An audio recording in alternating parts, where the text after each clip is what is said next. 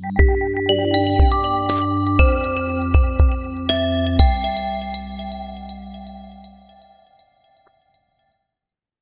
a todos y a todas, estamos en un nuevo Salud con Alma, nuestro Salud a todo Twitch de siempre, que hoy tenemos a un programa sobre el Hospital del Futuro, un Hospital del Futuro que vamos a diseñar con cuatro grandes profesionales. Por un lado vamos a hablar con el gran experto Julio Mayol, cirujano, gran innovador sanitario, que trabaja en la modernización del sistema sanitario y impulsa la digitalización y el papel de la inteligencia artificial para hacer un modelo de atención más centrado en el paciente. Junto a Julio vamos a tener a Sole Gallardo. Sole Gallardo es la gerenta del Hospital Son Llàtzer de Baleares. Ella es enfermera además y tiene una experiencia grande en la dirección de hospitales y tiene una trayectoria muy marcada en gestión hospitalaria, liderazgo enfermero y transformación organizativa del sistema público de salud. Vamos a tener una tercera persona, un profesional médico investigador español especializado en innovación sanitaria y salud digital, y es autor de un libro que acaba de salir en 2025 que se titula Hacia el futuro de los hospitales, y con él hemos reflexionado sobre ese papel de los hospitales de cara al futuro. Él lo ha hecho y lo va a hacer con nosotros en esta conversación que vamos a tener. Y vamos a terminar con una paciente que también ha escrito en este libro de Hacia el futuro de los hospitales. Es la fundadora y presidenta de la Fundación Visible, Patricia Ripoll. Además es paciente con migraña, de la cual conozco hace muchos años, y es autora de ese capítulo Hacia el futuro de los hospitales. Un programa donde intentamos hablar de un hospital del futuro, que seguro que serán organizaciones más conectadas, más digitales y más centradas en el paciente, donde la tecnología permitirá diagnosticar antes, donde va a permitir personalizar tratamientos, donde va a reducir hospitalizaciones innecesarias, donde va a ser más importantes los resultados en salud, sin duda alguna. Seguramente serán más pequeños estos centros, pero habrá que trabajar la organización, el papel de los profesionales, la formación de los mismos, el papel de los pacientes, cómo se organizan, cómo participan, de qué forma. Es evidente que los hospitales dejarán de ser solamente un lugar físico donde se acude cuando la enfermedad ya es grave y pasará a formar parte de una red de atención más amplia, más coordinada con la atención primaria, con el domicilio del paciente y con los servicios sociales y comunitarios. Vamos a empezar con Julio Mayol, un lujo empezar con él, y seguimos con los otros invitados. Gracias por estar ahí, un placer. Estamos con Julio Mayol. Julio, persona fundamental en la sanidad española, amigo, cirujano, cirujano del Hospital Clínico San Carlos de Madrid, donde ha sido director médico, director de innovación, persona clave en el sistema sanitario y en todo lo que suena a transformación digital, innovación hospitalaria, mejorar el sistema sanitario y, por tanto, un placer tenerlo hablando sobre los hospitales del futuro, ¿no? Los hospitales han cambiado, ¿no? Desde tus inicios ahora seguro que han cambiado mucho, ¿no? Han cambiado en tecnología, pero probablemente menos en organización, ¿no? ¿Cuál crees que debe ser el cambio estructural que necesitan los hospitales para ser realmente mejores de cara al futuro, que ayuden a hacer una sanidad diferente y mejor de cara a los próximos 20 años? Pues muchas gracias primero todo, Joan Carles, por la invitación y por tu amable presentación. Y la verdad es que, como tú señalas, ha habido mucha tecnología, ha habido mucha incorporación tecnológica, ha habido también mucha especialización y superespecialización de los profesionales, pero no ha habido cambios significativos en la organización y la gestión de estas instituciones. En realidad continúan siendo silos de mini empresas metidas dentro de una supraorganización que hace muy difícil la coordinación alrededor del paciente. Seguimos teniendo organizaciones hospitalarias muy centradas en el profesional, en las capacidades que tienen los profesionales y cómo han decidido organizarse a base de conocimiento y de superespecialización del conocimiento, no tanto de las necesidades y los problemas que tienen los pacientes. Yo creo que un cambio es fundamental, son las reglas por las que se rigen estas instituciones. Creo que van a ser instituciones de menor tamaño y sobre todo con equipos de verdad, con equipos centrados en responder a una complejidad en la condición de los pacientes que es muy superior y muy distinta a la de hace 50 años. También lo son las expectativas de las personas. Por tanto, un hospital más pequeño, ¿no? Seguramente, más centrado en el paciente. Pero ¿qué papel va a tener el paciente en ese futuro hospital? ¿Tendrá un papel en su gestión o solo recibirá los servicios igual que ahora? ¿Va a tener papeles diferentes al actual, aparte de su participación en los PREMS, en los PROMS, en todo lo que significa su Claro. experiencia y su vivencia? El paciente tiene que cambiar, el paciente, las personas, los ciudadanos, tienen que cambiar su perspectiva del sistema. Es decir, si quieren participar, tienen que exigir y demandar a los sistemas sanitarios que publiquen los resultados de sus organizaciones. Sin una publicación transparente de qué resultados se están obteniendo, es imposible participar de manera cabal en la organización y en la gestión de las propias instituciones. Es decir, estamos ante la mayor revolución de desintermediación que ha ocurrido nunca en nuestra especie.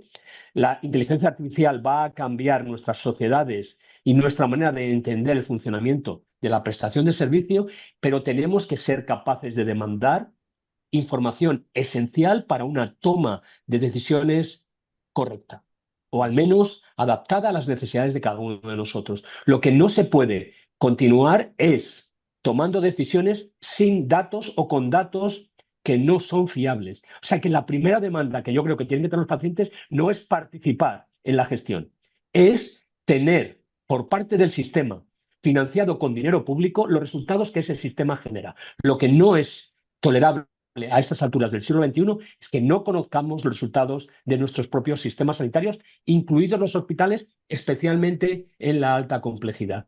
Resulta extremadamente raro que eso no ocurra. Por tanto, eso es un elemento fundamental, es decir, resultados. Tenemos muchos datos, pero no tenemos resultados. Es decir, estamos en un entorno donde cada vez hay más datos, pero no conlleva conocer qué se está haciendo en cada servicio, qué resultados tiene, cuáles son las mejores prácticas. De alguna forma no se conocen, ¿no? Claro, eso es muy importante. Lo primero que yo creo que tenemos que exigir como miembros de esta sociedad es que se nos den datos que podamos convertir en información relevante y accionable. Si no tenemos eso, todo lo demás es wishful thinking, es una fantasía. No puedo tomar decisiones sobre mi propia vida con los medios que están disponibles si no conozco qué resultados se están obteniendo y qué me gustaría obtener en función de mi situación, de mi contexto personal y social.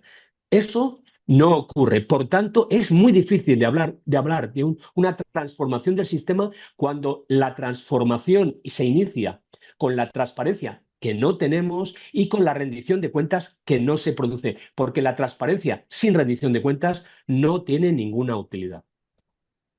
Por tanto, dicho de alguna forma, ese cambio en los resultados eh, puede ayudar a ello la inteligencia artificial. ¿Hasta qué punto crees que la inteligencia artificial va a hacer un cambio en la organización de los hospitales, en el funcionamiento, en el tener resultados? ¿Puede ser una vía para mejorar esos aspectos?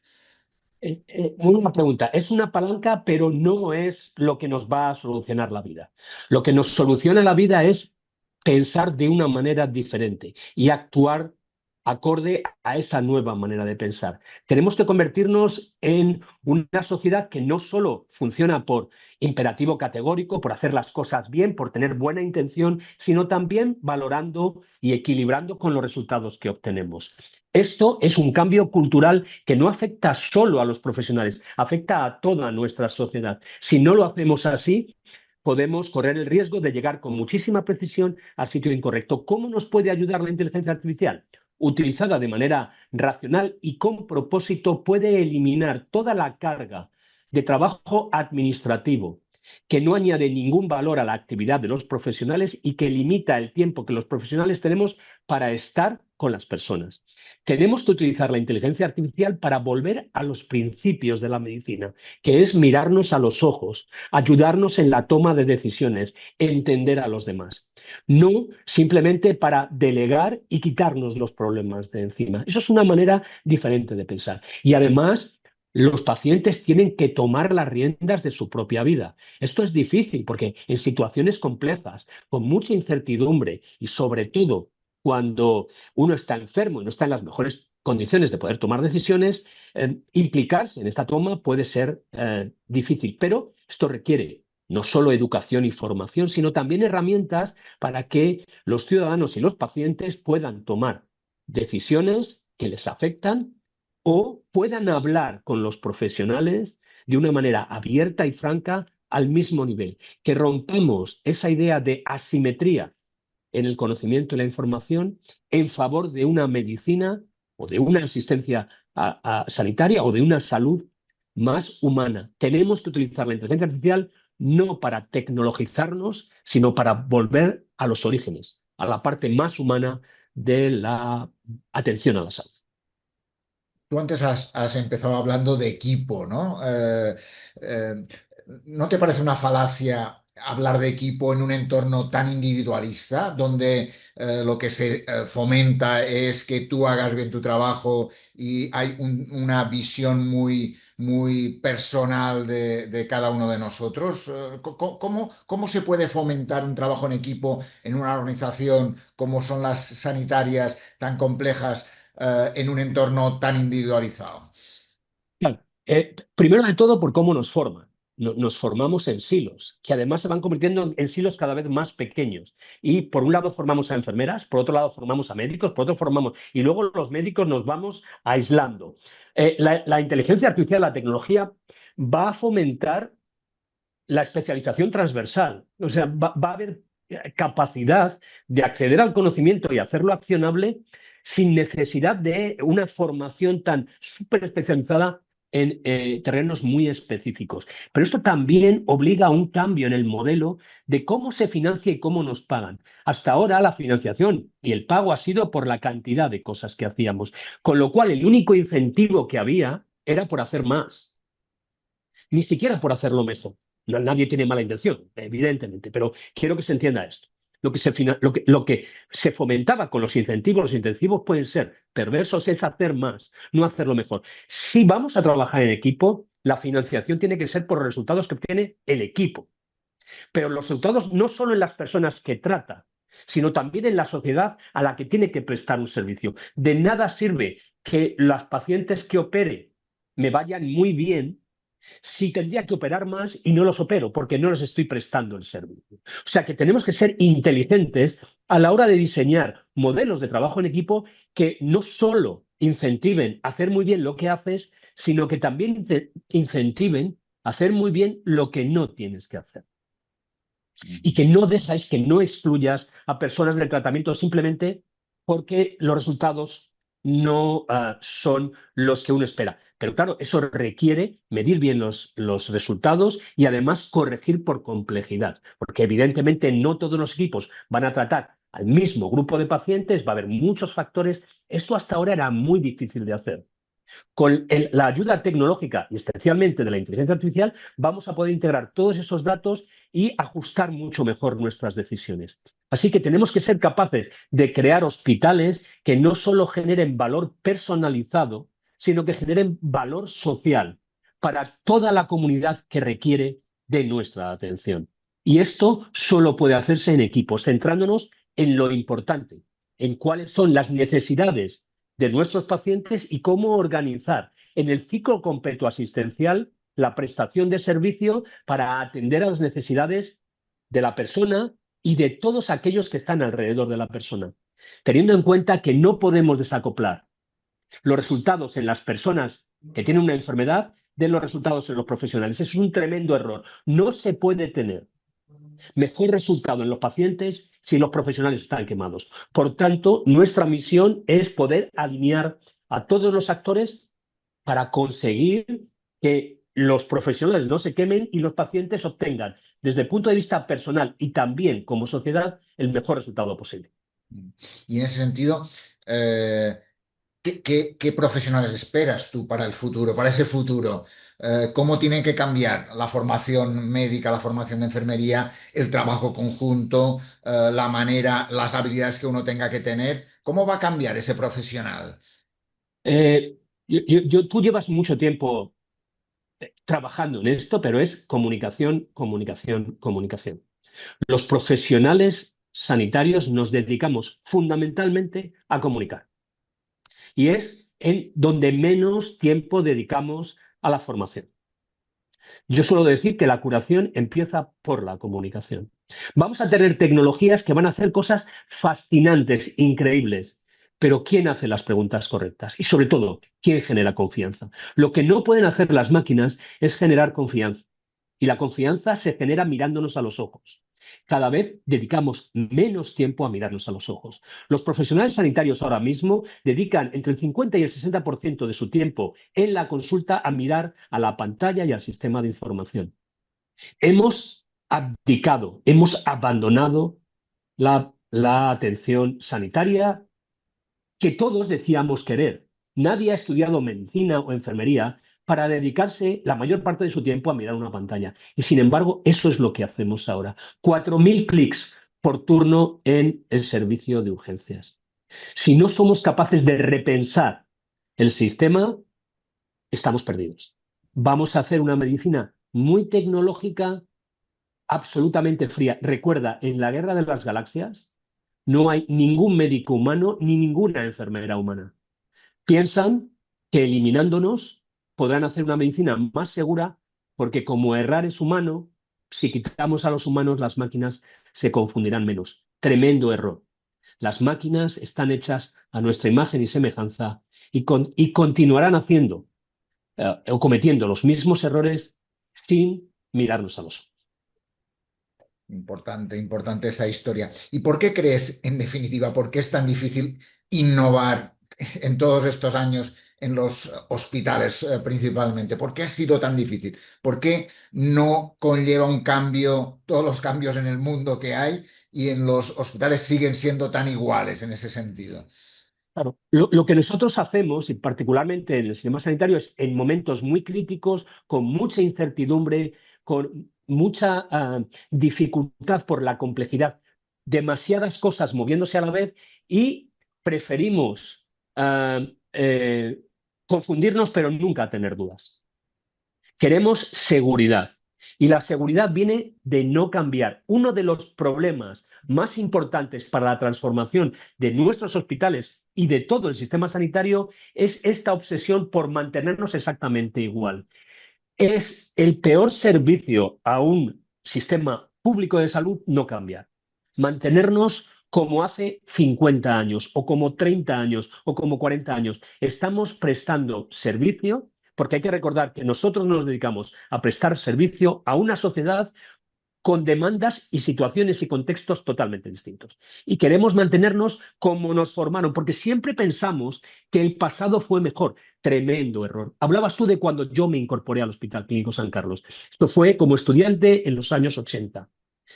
Entonces, un paciente para operarse de una hernia ingresaba 3 días antes, se hacía el preoperatorio, se operaba, se quedaba una semana hasta que se quitaban los puntos, se infectaban los puntos y tardaba en irse a casa aproximadamente 3 semanas. Eso con un gran sufrimiento. Y la gente lo veía normal en los años 80. Ahora a un paciente tú le dices que le operas y que no se va a casa en el mismo día y pone el grito en el cielo. Las expectativas son diferentes, los avances han sido tremendos, sin embargo, no somos capaces de cambiar cómo estructuramos esos hilos de conocimiento. ¿Por qué? Porque también viene asociado a esto el poder. Tener el control sobre la información y decidir uno lo que tiene que hacer da un tremendo poder comparativamente con otros. Y en el fondo, toda estructura humana lucha por intentar controlar, crear cuellos de botella donde uno se convierte en significativo. Esto es un cambio cultural mucho más profundo, mucho más profundo ante la emergencia de la inteligencia artificial de lo que podríamos imaginar. Sin embargo, queremos mantenernos con estructuras del siglo XX.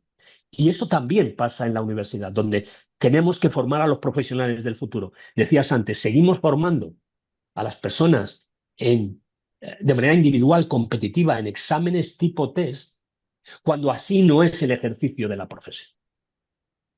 Ujú. Así es.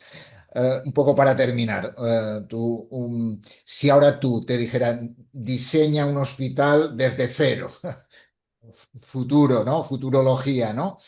¿Qué tres cosas crees que deberían cambiar radicalmente, hacerse diferente para poder generar ese hospital que has diseñado de alguna forma, donde la tecnología sea más humana y no nos marque directamente, donde los profesionales trabajemos en equipo, donde la organización no esté centrada en lo que hacemos ahora, sino en resultados que den valor a la sociedad? ¿Cómo debería ser este centro que podrías tener en la cabeza? Este centro tendría un eje de arquitectura que sería tecnología digital para poder tener información que luego nos ayude a tomar decisiones. Primero juntaría a gestores, profesionales y pacientes para definir qué consideran valor, cómo lo queremos medir, cuáles son los resultados relevantes que se están buscando. Primero, tener esa idea de exactamente qué es lo que estamos intentando construir, a dónde intentamos llegar. A continuación, con ayuda tecnológica, construir los ciclos asistenciales completos, teniendo en cuenta que el eje es el paciente y los profesionales tienen que actuar de manera coordinada e integrada, incluso con gestores de profesionales que nos ayuden a prestar el mejor servicio y donde dediquemos menos tiempo a las máquinas y más tiempo a las personas. A continuación, con el sistema digital, deberíamos ser capaces de medir los resultados que estamos obteniendo para ver dónde nos aproximábamos al destino que estábamos buscando y dónde nos quedamos lejos, para poder establecer medidas correctoras y al final utilizar estos resultados para ejecutar un cambio cultural dentro de un modelo de mejora continua, en el que todos los actores están involucrados alrededor de un eje que es, por un lado, la tecnología para poder medir y segundo, la comunicación, la capacidad de transmitir con transparencia cuáles son los resultados y de ser eh, y rendir cuentas cuando estos se deriven, buscando no culpables. El objetivo no es buscar culpables, es buscar soluciones a problemas extremadamente complejos en hospitales que además tienen que invertir en formación e investigación.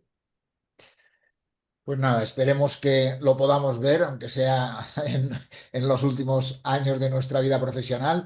Mil gracias, Julio, como siempre, un placer hablar contigo, conocer tus reflexiones y poder ayudar a avanzar en estos aspectos tan necesarios. Mil gracias, Julio. Muchas gracias, Juan Carles. Un abrazo.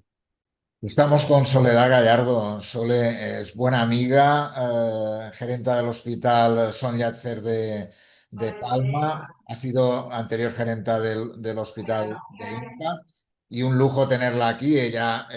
Tiene un papel de liderazgo enfermero muy importante, de liderazgo del sistema sanitario, del papel que tiene que hacer el sistema para mejorar y cambiar, gran innovadora, persona que trabaja mucho los equipos y que por tanto hablar del hospital del futuro seguro que nos ayudará a entenderlo mejor, ¿no?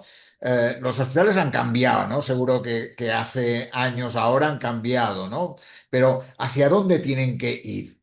¿Cuál es el eje central del futuro de esos hospitales? ¿Qué es lo que no tendrían que hacer y qué es lo que sí tendrían que hacer? Bueno, lo primero, y muchísimas gracias por llamarme. La verdad es que sí que tenemos una muy buena amistad desde hace muchísimos años y ahora, bueno, pues hacía unos meses yo creo que no nos veíamos y me encanta estar aquí. Respondiendo a tu pregunta, yo tengo la sensación de que los hospitales están cambiando, pero es que todavía estamos transicionando.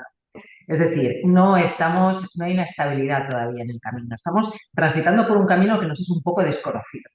Venimos de un modelo muy largo, muy consolidado, un modelo muy rígido también, pero que funcionaba, pero se ha quedado obsoleto. Entonces estamos transicionando por un camino que nos lleva hacia un futuro que intuimos, pero que no tenemos todavía la certeza de cómo va a ser exactamente. Y estamos en ese momento en el que hay, eh, yo creo que un poco de perplejidad porque casi no nos creemos que el cambio haya sido tan rápido. Creo que hay un cierto miedo porque el contexto viene muy condicionado por la tecnología. O sea, era el eterno debate de si la sociedad condiciona la tecnología o es al revés. Ahora mismo ese debate está encima de la mesa más que nunca y los contextos hospitalarios también. Y entonces hay sectores de la profesión que todavía no se acaban de sentir cómodos, mientras otros sectores que vienen empujando con mucha fuerza, muy emergentes y que están moviéndonos hacia ese futuro que cada vez es más presente, pero que todavía no acabamos de dibujar. Entonces yo creo que eso al final lo que nos tiene que dar es una imagen de ahora mismo un modelo en movimiento que no tiene muy claro hacia dónde va, sabe que se mueve, pero no tiene muy claro hacia dónde va y que genera algunos roces en el sistema. Eso explicaría en parte la situación en la que nos encontramos ahora, que es una situación en la que hablamos hace un momento, que hay una cierta tensión dentro de las organizaciones identificada. Mi opinión personal es que eh, vamos caminando hacia un modelo de hospital descentralizado. Hace muchos años que se está hablando de esto, muchísimos años. Pero el problema es que hasta ahora era un marco teórico, era una fábula, por decirlo de alguna manera, una metáfora, pero es que ahora de repente tenemos las herramientas para que esa metáfora se convierta en una realidad. Entonces, ¿qué es un hospital descentralizado desde mi punto de vista? Es un hospital donde el paciente se articula de una forma completamente distinta. Se articula en remoto. Sistemas donde nosotros podemos estar mucho más próximos como hospitales al paciente sin que el paciente tenga que estar físicamente dentro de nuestras instalaciones. Entonces, para mí eso creo que va a ser el elemento más disruptivo de todos, que es hacia dónde vamos.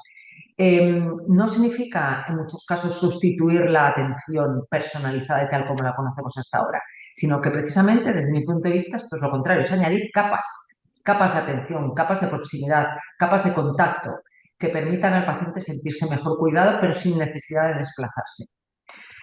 Los hospitales muchas veces pensamos que solamente son la parte más hard del proceso, son los procesos críticos, los procesos quirúrgicos, los procesos de urgencia, que efectivamente estos yo creo que sí que se van a ver condicionados también por un componente tecnológico que nos va a convertir en sistemas muchísimo más eficientes, y esto es una realidad absoluta. Vamos a tener un proceso de factorización que creo que tiene que ser bueno, no es malo porque nos va a permitir ser más predecibles, ser más eficientes, ser más homogéneos, ser más equitativos, etc. Y sobre todo, y también, como no, pues tener una menor huella de carbono, es decir, todo lo que hay que tener en cuenta en un hospital. Pero toda esa parte que también es del hospital, que es el paciente en mayúsculas, y el paciente en mayúsculas es el paciente que viene una y otra vez para hacer un seguimiento de su proceso, muchas veces crónico, yo creo que va a ser mucho más útil para ellos. Y como no, evidentemente, hablábamos hace años de los hospitales líquidos, hace años que se habla de este concepto, pero es que ahora lo tenemos muy fácil, muy, muy fácil. Es decir, esa liquidez, y la liquidez que viene entendida como la ausencia de rigidez, sino la adaptabilidad al entorno y a las necesidades del otro. Por ejemplo, yo creo que se va a representar muy bien en unidades como la hospitalización a domicilio, por ejemplo. La capacidad que vamos a tener de cuidar al paciente estando en su propia casa se va a ver incrementada exponencialmente. Y exponencialmente porque vamos a tener, y que ya los tenemos, sistemas que nos permiten la monitorización en remoto del paciente, nos permiten el seguimiento en remoto del paciente, nos permiten una comunicación mucho más intensiva, que no solo está mediada únicamente por teléfono, sino que nos va a permitir monitorizar sus constantes, identificar cualquier signo de alarma, tener una relación con él a través de sistemas robotizados que nos permitan incluso establecer una conversación con él. Pero dentro de este entorno, que es como yo veo que vamos a unos 2 años, no más, habrá un tema que tenemos que poner en valor más que nunca. Y es que todo eso tiene que estar dentro de un marco a mí lo de la humanización no me gusta porque me parece que está muy manido, pero de tener a la persona en el centro del debate más que nunca, más que nunca. Y Esa eso, es un poco mi idea, ¿eh? y eso se puede hacer con los profesionales que tenemos ahora. Es decir, ¿cómo tienen que cambiar los profesionales para hacer un sistema que has dicho dentro de 2 años, que lo veremos ya? Es decir, un hospital donde lo que has planteado es un cambio tecnológico muy importante, ¿no? Ujú. Pero el cambio tecnológico lo veo fácil en ese sentido porque la tecnología Ujú. avanza de forma importante, la IA está ahí, aquí, hay muchos elementos que ya estamos utilizando y nos permiten avanzar, pero eh, y los profesionales que hemos trabajado con una manera de hacer, somos capaces de cambiar, de renovarnos. Pues mira, los profesionales como tú y como yo, que ya somos jóvenes de cierta edad, una edad ya avanzada, por decirlo de alguna manera, lo que tenemos que hacer es tutelar ese proceso precisamente. O sea, yo creo que tenemos un papel fundamental porque los profesionales más jóvenes viven naturalmente todo esto. Porque es que es verdad que la tecnología y la digitalización ya forman parte de una parte absolutamente consustancial a lo que es la sociedad actual. Entonces, para ellos no va a suponer ningún problema porque sencillamente será trasladar la forma en la que tienen de relacionarse dentro de su contexto social a un contexto profesional. No va a suponer ningún problema. Pero los seniors, por decirlo de alguna manera, tenemos un papel preponderante porque lo que tenemos que garantizar es que precisamente no se pierda todo ese conocimiento que nosotros tenemos, toda esa visión del paciente, esa profesionalización del proceso, esos matices. Un proceso, yo siempre digo que no es único, un proceso jamás es lineal, jamás. A nunca te lleva hasta B directamente. A te lleva hasta B pasando por C, por D, y al final llegas hasta B. Pero decir que A te lleva a B es una falacia. Y lo sabemos los que llevamos muchos años trabajando. Esa visión del sistema es una visión que es única y que precisamente lo que hace es nutrir. Por tanto, desde mi punto de vista, tenemos que dejar a las personas, los profesionales más jóvenes, que desplieguen todo esto porque es que no hay más remedio, pero luego los arquitectos de todo el proceso tienen que ser personas que tienen esa visión del sistema complejo, un sistema que tiende a fragmentarse y que no se puede permitir la fragmentación, personas como nosotros, o ya así más seniors, que entendemos lo que es el paciente de una forma genuina, porque hemos trabajado cara a cara con él desde que empezamos, y que ese valor es el que tenemos que impregnar y tenemos que añadirlo como una capa a la tecnología. Por tanto, yo creo que en este momento es absolutamente necesaria la intervención de todos, más que nunca. No podemos dejar solamente en manos de la tecnología lo que es la asistencia sanitaria, sino todo lo contrario. Tenemos que aprovecharnos de ella, pero tenemos que vestirla con muchas capas que garanticen que la esencia de la relación profesional-paciente no se pierda. Y eso necesitará muchos cambios organizativos porque eh, un cambio profesional, tú has dicho los jóvenes tutelados de alguna forma por los más seniors, pero cambios organizativos son necesarios para eso, ¿no? ¿Qué, Sí. qué estás pensando para ello? Bueno, ojalá lo tuviera ya clarísimo, pero como decía al principio, estamos en una interfase de proceso, ¿no? Y entonces todavía tenemos muchas preguntas y tenemos muchas dudas. Eh, yo creo que si lo diseñamos por procesos organizativos es más fácil, ¿no? Por ejemplo, si hablamos de hospitalización a domicilio, a mí se me ocurre que en el diseño, que es un tema que a mí me interesa mucho, por ejemplo, porque creo que es el valor diferencial de un hospital y nosotros hemos trabajado mucho estos 2 últimos años con la hospitalización a domicilio y estamos preparados para dar un paso más allá. Ya, es decir, ya tenemos un proyecto sólido que ya está en velocidad de crucero y ahora necesitamos dar el paso precisamente a la tecnificación de ese proceso. Eh, yo creo que la parte tecnológica tienen que liderarla las personas con mayor conocimiento sobre este tema. Por ejemplo, en un grupo, como podría ser un servicio como hospitalización a domicilio, tenemos que identificar cuáles son los líderes tecnológicos claros, que normalmente son gente que lo vive con mucha naturalidad y que se encuentra muy cómodo en este contexto. Y luego, las personas que tienen son más seniors, tienen que describir el proceso, son los que tienen que describir el proceso. ¿vale? Entonces, de esta manera lo que estamos haciendo es utilizar la tecnología como herramienta y no como fin. O sea, la herramienta no es una finalidad. Perdón, la tecnología no es una finalidad, es una herramienta. La finalidad es tener un proceso enriquecido. Esa es la finalidad.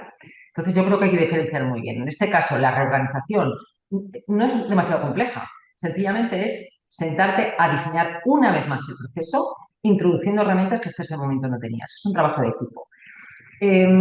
Me cuesta más imaginar, por ejemplo, en el caso de la asistencia en remoto, la asistencia virtual, la teleasistencia, por ejemplo, que sí que va a exigir cambios en las agendas, por ejemplo, ¿no? Sí que hay un cambio organizativo y logístico, claro, que ahora mismo todavía estamos empezando, pero que no se utiliza de una forma masiva. Entonces, ahí sí que se requiere una reordenación, una reorganización, ¿no? Cómo capturas la actividad, cómo analizas resultados, cómo te comparas, cómo asignas tiempos. Todo esto sí que requiere un cambio realmente mental y organizativo importante, pero que todavía no hemos finalizado ni de lejos. Y está la sociedad preparada para ese cambio que estáis ya diseñando de alguna forma con todo el tema de hospitalización a domicilio que has contado? Porque a veces la gente también es muy conservadora, está acostumbrada a una serie de cosas, piensa que es necesario cambios, pero luego cuando se viven dices, uff, no sé si, ¿no? ¿Está la sociedad preparada para ello, crees, Sole? No todos, pero eso no significa nada. Claro, no todos. Habrá personas que estarán muy preparadas y personas que lo rechazarán. Pero es que ahora mismo, como yo he dicho, estamos en un modelo híbrido y el error sería buscar soluciones universales. Porque ahora mismo no podemos buscar soluciones universales. No hay soluciones que sirvan para todos. Poner al paciente en el foco del sistema significa darle la solución más adecuada para cada persona. Y para eso tenemos que tener una cartera de soluciones que podamos aplicar en un caso o en otro. Es decir, hasta ahora teníamos una única solución, que era lo que he dicho, un hospital que funcionaba de una forma muy sólida, muy predecible, pero muy rígida.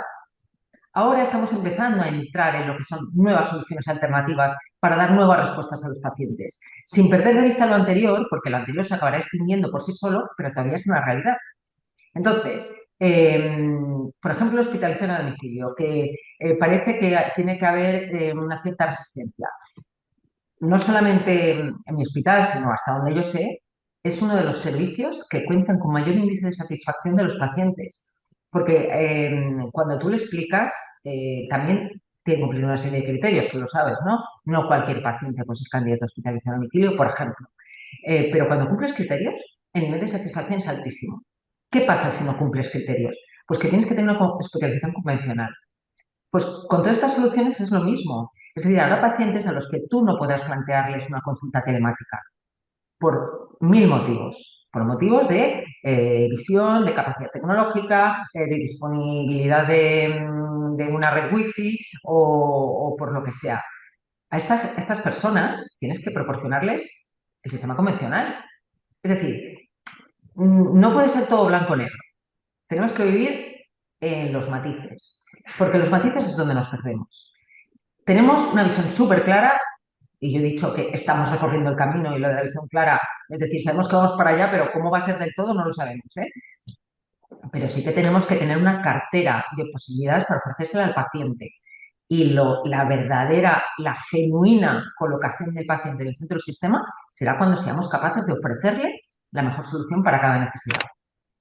Y si no hablemos solo de hospitalización a domicilio. Piensa que la hospitalización a domicilio te permite pensar en ese nuevo hospital, pero te voy a poner en un contexto diferente. Lo puedes diseñar desde cero para dentro de 10 años.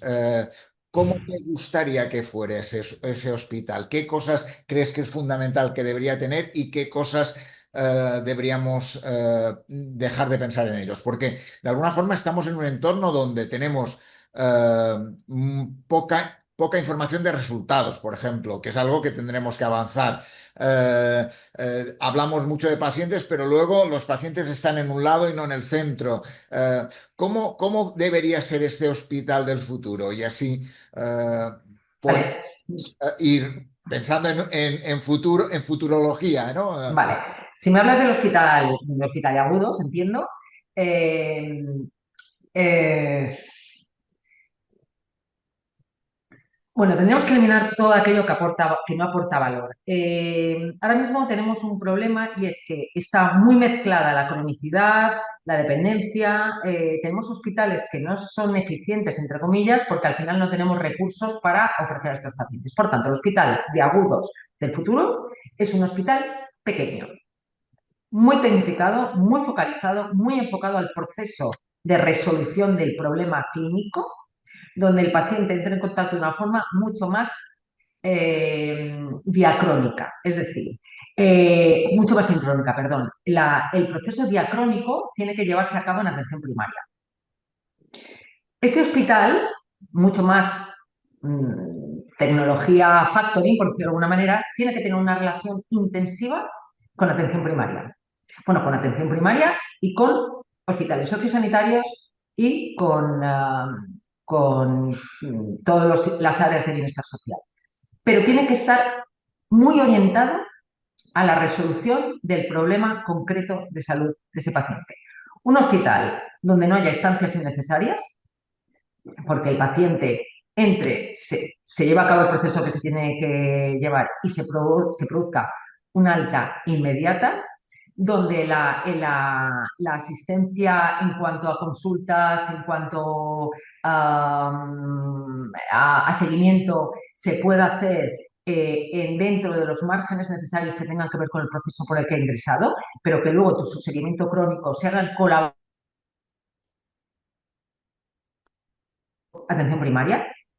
Y cuando digo colaboración real es porque llevamos, y tú lo sabes, y con todo el cariño que le tengo yo a atención primaria, llevamos décadas hablando de esa cooperación entre hospitalaria y primaria. No acaba de ser cierta.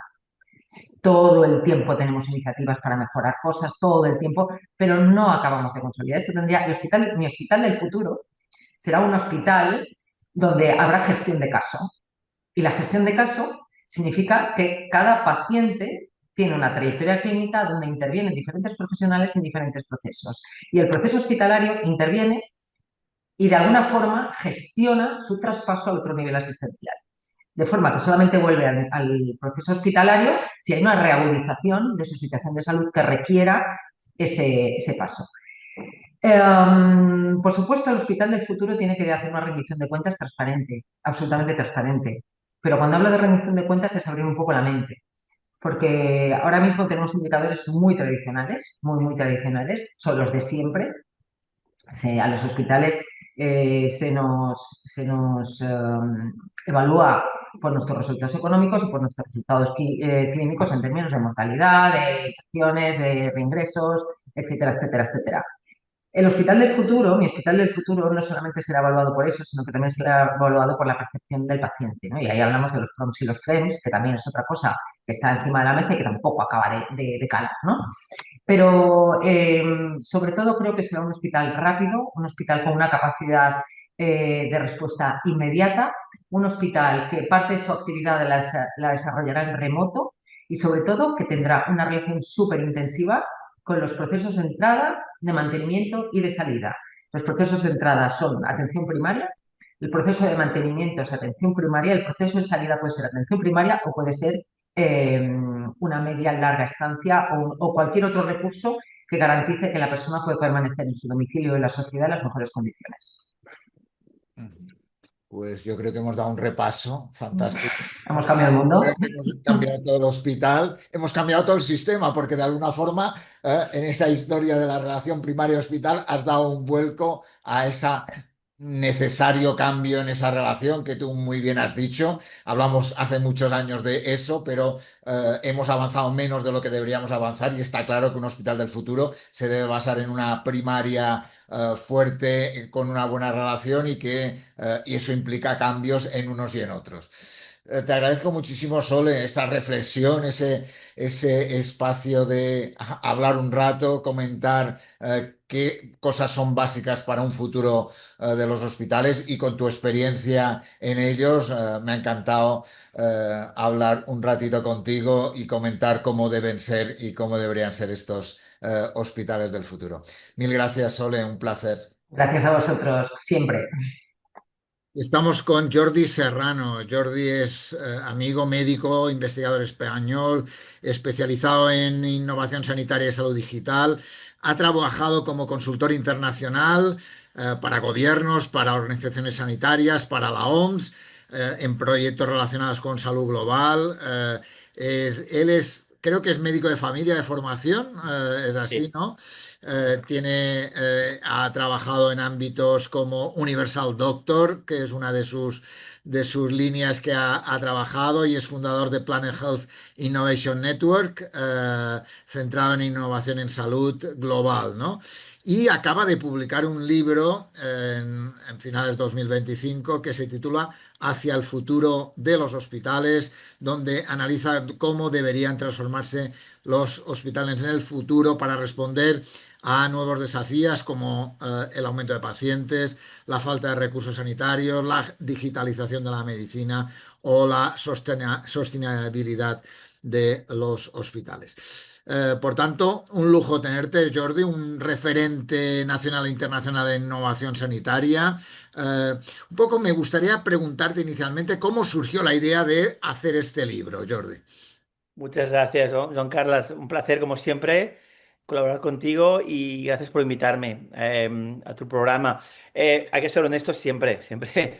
Este libro, en teoría, no me tocaba escribirlo a mí, ¿no? Pero el destino le tocaba a otro compañero muy, muy interesante, ¿no?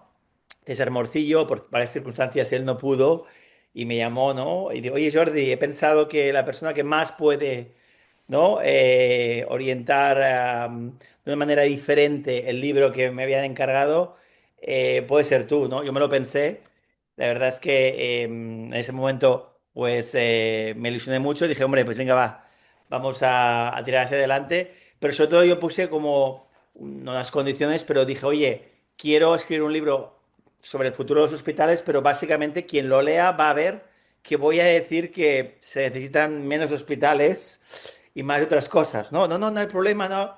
Oye, pues tiramos para adelante y el libro se ha hecho con la editorial Lead y también Santiago de Torres, es un poco el promotor de la colección de libros que hay. Esta es la colección HealthTech.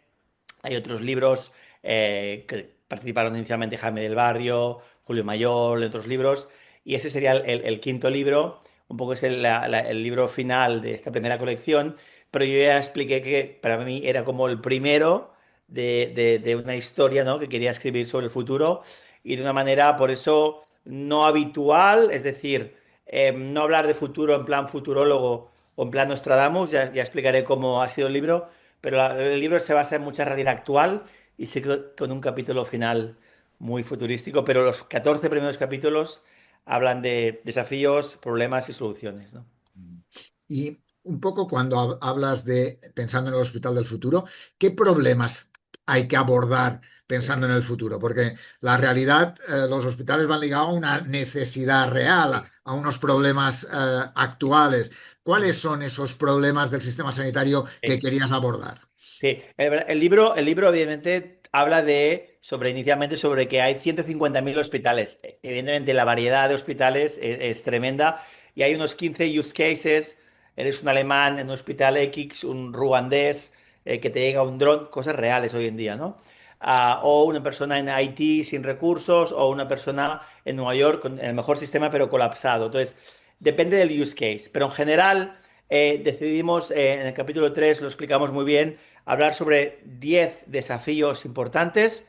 Son estos, pueden ser otros, y básicamente son los habituales, ¿no? No me olvido ninguno, ¿no? La falta de personal sanitario, el burnout de este personal sanitario como segundo gran desafío, las limitaciones económicas y presupuestarias, evidentemente, el rol subestimado del paciente siempre, aunque se va avanzando, largas listas de espera, baja colaboración entre hospitales, y quien dice entre hospitales y primaria y el resto, escasa precisamente integración de los sistemas de atención primaria y las políticas públicas de prevención, clarísimamente, como séptimo desafío. Octavo, y entraríamos, esos son los estructurales que nosotros consideramos que son frecuentemente, siempre están esos desafíos.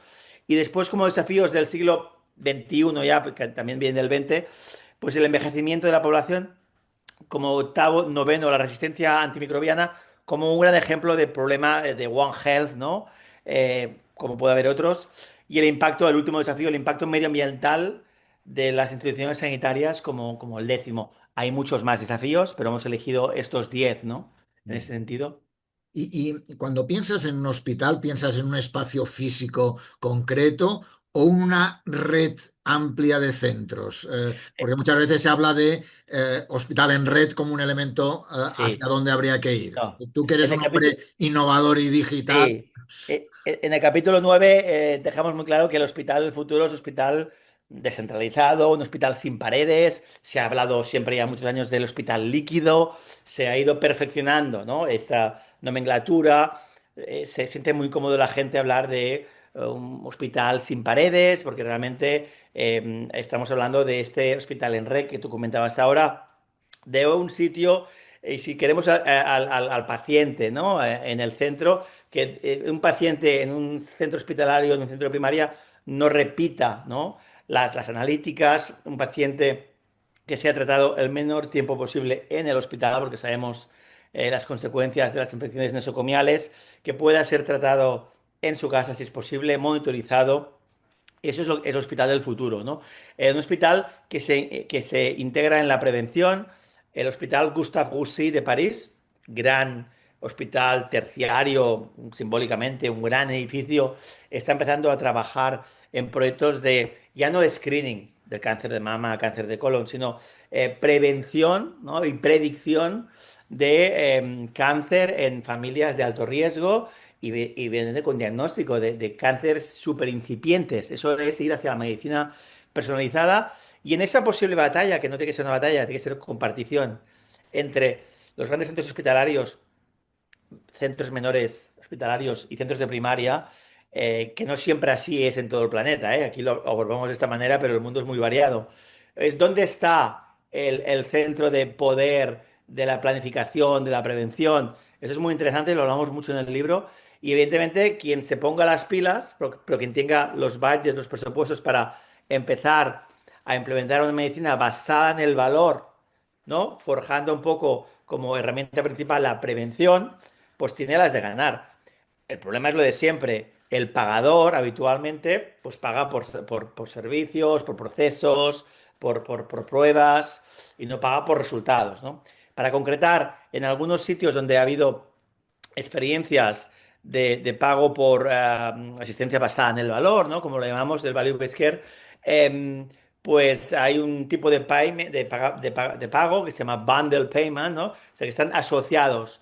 El centro de salud, depende del territorio, o el hospital, reciben el pago cuando han compartido a un paciente con algunos objetivos mutuos, ¿no? Y algunas DPOs dependiente del resultado. Cuando eso es así, siempre hospital y centro de salud primario, para lo más equivalente en España, pues se ponen de acuerdo y trabajan conjuntamente, ¿no? Entonces, es una manera de explicar que queremos hospitales descentralizados, donde el servicio, o sea, la gente no vaya a los hospitales, sino que los hospitales de todo tipo ofrecen el servicio, ¿no? Sea digamos, un centro u otro. Es decir, la gente va a ir a un servicio y ese servicio se ofrece en hospital A, en hospital B, en hospital C. Entonces, ya no hay una inequidad grande si eres de una montaña lejana a un centro de ciudad importante, porque ese servicio descentralizado llega a tu territorio y si no es el caso, llega a tu hospital más próximo, ¿no?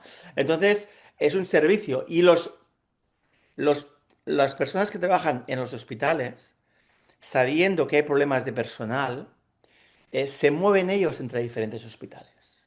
Entonces, todo esto es, no vamos a crear grandes servicios en hospitales referentes solamente, puede haber algunas excepciones, muy especializadas en centros que necesitan, porque hay, por ejemplo, enfermedades raras en pediatría, hay muy pocas, hay que centralizarlas o no, que también hay propuestas hoy en día como la red únicas de descentralizar todo ese tipo de cosas. Por lo tanto, pero en general es el servicio que se mueve a diferentes edificios, ¿no? Y eso ayudará a la equidad y ayudará a que los centros entiendan que yo tengo que dar unos buenos requerimientos a mi mejor personal porque se van a mover entre diferentes hospitales dando un servicio transversal que el pagador debería pagar por resultados, ¿no? Todo esto es hacia dónde debería apuntar al futuro si nos atendemos a los desafíos, ¿no? No hay gente, no hay hospitales, ¿hacia dónde vamos? Y en ese contexto, ya has hablado en parte de cómo ves el paciente en ese entorno, has hablado de equidad como un elemento fundamental, pero ¿qué papel deberá jugar ese paciente dentro de ese hospital del futuro? ¿Tiene que ser más partícipe? ¿Cómo puede participar en la dirección de los centros? ¿Tiene que tener un papel en los servicios? ¿Tiene que estar más formado? ¿Cómo lo ves tú, ese futuro, ese papel del paciente en el hospital del futuro? Sí, no, mira, el capítulo 8, ¿no? Claramente habla de el paciente. Lo ha escrito Patricia Ripoll, es el capítulo, el único capítulo que lo ha escrito solamente ella, ¿no? Y el resto, pues me han ayudado algunos compañeros, pero principalmente me he implicado yo al 100%. Pero Patricia Ripoll, que la has entrevistado alguna vez, ¿no? Sí, Muy sí, buena amiga y estará en este programa. ¿Eh? Pues habla del paciente y evidentemente en muchos otros capítulos con los coautores también hemos escrito muchas cosas sobre los pacientes. Hay un checklist en el capítulo 8 donde Patricia lo explica muy bien, ¿no? Donde hay que examinar profundamente si lo que estamos haciendo con los pacientes es un barniz para decir que los hemos utilizado en algunos de los procesos, o si realmente desde el principio con ellos buscamos los resultados de atención basada en el valor con ellos y les preguntamos continuamente, de forma continuada, si eso, si, ¿no? A través de los PROM, los PRES, pero solamente con experiencias, si se sienten, digamos, en esta parte, en estos servicios nuevos, de la forma más adecuada, ¿no? Es en ese sentido cuando, si los pacientes se integran de esta manera, eh, los pacientes podrán extender ese conocimiento a muchos otros pacientes y yo creo que es importantísimo la educación, porque yendo hacia un futuro donde vamos a intentar implementar servicios, si es posible, basados en la atención basada en el valor, la gente tiene que entender que es mejor tener un sistema sanitario, que a lo mejor hay que esperar 10 días, pero cuando te visita un médico de familia o depende del país, una persona en la puerta de entrada al sistema, te puede atender durante una hora o dos. Que no, desde mi punto de vista, decir, no, no, en 2 días te atenderán para que te atiendan 5 minutos, ¿no? Aquí hay un trade-off, hay un balance, ¿eh? Es decir, oye, si hacemos eso, alguien en un futuro, en un sistema de tiraje muy rígido, muy fuerte, alguien puede, voy a exagerar, morir porque tiene un infarto ¿no? En la cara inferior del corazón, que no acaba de verse, que es una pirosis, y la gente que muere por no tener el sistema como Dios manda, ¿no? De una atención de prevención. Es decir, la medicina defensiva a la que nos estamos acostumbrando, ¿no? No ayuda a tener un sistema basado en la prevención, en los resultados. Cuanto más educados estén los pacientes, contestando tu pregunta, cuanto más entiendan ellos el valor de una anamnesis profunda, una prevención, el valor de que si ellos deben apoyar la implementación de las nuevas tecnologías, por ejemplo, para que el sanitario deje de teclear al ordenador y pueda hablar y que se grabe directamente esa conversación, pero si eso no se hace bien y el paciente y el sanitario implicados no entienden que hay que hacerlo para mejorar la calidad y no para tenerlo todo apuntado, y al final el siguiente sanitario que visita a ese paciente en el futuro tiene que revisar, por ejemplo, 40 PDFs, que son las 40 conversaciones de las otras visitas, y esa implementación se hace de forma incorrecta, pues la tecnología, en lugar de facilitar ese valor, Joan Carlas, va a aplastar todavía más, ¿no? Esa, esa falta de... Por lo tanto, sí el paciente en el centro para educar, para que él pueda decidir cómo implementar esas tecnologías, pero sobre todo para preservar y que entienda que la prevención depende de él. Es como cuando el ciudadano va a comprar en el futuro productos más, digamos, menos comida, ¿no? Menos comida procesada. Si la ciudadanía no lo hace, los grandes lobbies van a continuar apretando de esta manera. Si el paciente no está suficientemente educado para explicar, para explicar sus necesidades conjuntamente con los sanitarios muy quemados habitualmente, toda esta tecnología no será implementada correctamente, ¿no? Esta es mi visión y agradezco mucho a Patricia todas sus contribuciones, pero estamos muy de acuerdo en ello, ¿no? Y en esa línea de la tecnología, ¿qué va a aportar la inteligencia artificial al papel de la atención sanitaria que recibirán en los centros sanitarios, en los hospitales, esos pacientes? ¿En qué va a servir para los profesionales el tener una inteligencia artificial?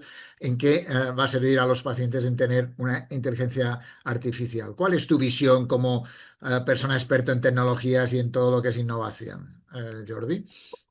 El capítulo 14 hablamos de 50 casos de uso de inteligencia artificial. Es verdad que empezamos diciendo los casos de uso aplicados en contexto clínico tienen todavía muy poca validez porque hay muy pocos randomized control trials, ¿no? Estudios clínicos aleatorizados, o sea, randomizados, perdón, y aleatorizados que demuestren que con esa AI, ¿no? Pues hay una mejora. Parece ser que se intuye y se ven algunos primeros resultados en radiología y en digestología, sobre todo digestivo, perdón, donde hay algunos primeros resultados interesantes, pero hay pocos estudios clínicos, porque todo esto tiene que ser con validez clínica. Es verdad que esto en la clínica. En la parte administrativa, en la parte de automatización, parece ser una cosa, pues como en todas las otras profesiones, imparable, ¿no? Y hay que elegir cómo esto va a ayudar a tener más minutos para la consulta, como decíamos anteriormente, a poder hablar a los ojos al paciente y que esto enriquezca, haga más rica la consulta, disminuya el burnout, permita, digamos, captar más información, de base que haya, pues, la historia clínica verde, por ejemplo, se pueda, pues, implementar de una manera más efectiva. Es todavía innombrable que a estas alturas, pues, gente que ha tenido cánceres, pues no sepamos, aparte del fumar y poca cosa más, dónde vivían, cómo vivían, qué pinturas habían utilizado. O sea, todo esto tiene que haber una automatización para poder utilizar toda la amplitud de la salud planetaria como concepto extendido de lo que siempre hemos llamado determinantes sociales de la salud. Ahora creo que se puede extender más a lo que se llama hoy en día exposoma,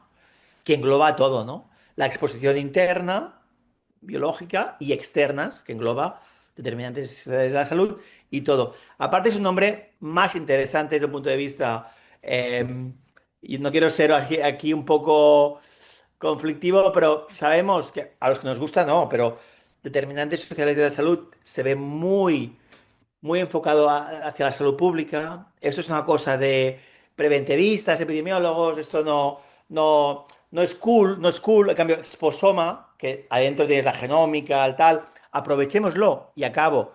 El médico del futuro, en el hospital del futuro, el no hospital del futuro, claro, ese médico de transversal, ¿no? Que en un sitio es médico de familia, médico, otro sitio es otra cosa, el médico personalizado, la medicina personalizada, no hay que asociarla solamente con un test genómico o con, no, no, es que, ¿qué más personal que ese médico médica sanitario que te conoce al máximo por la tecnología y te ve longitudinalmente en el tiempo de la manera más extensa que, como tú ya sabes muy bien, eres un experto en esto, Juan Carlos, se ha demostrado que es lo que disminuye más la mortalidad y la morbilidad, ¿no?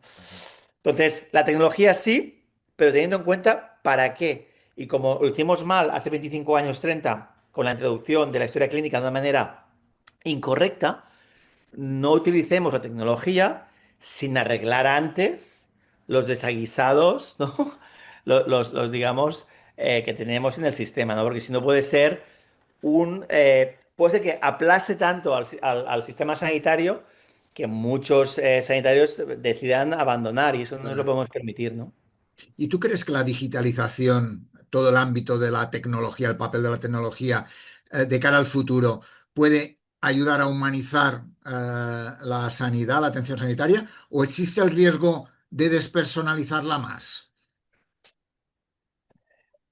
Humanizar la tecnología, humanizar es lo más importante, entendiendo que venimos de un fuego donde la tribu se sentaba, que nos hizo humanos. Queremos a pacientes solitarios, en hospitales solitarios, o queremos a pacientes en casa siendo monitorizados de una manera humana, por ejemplo.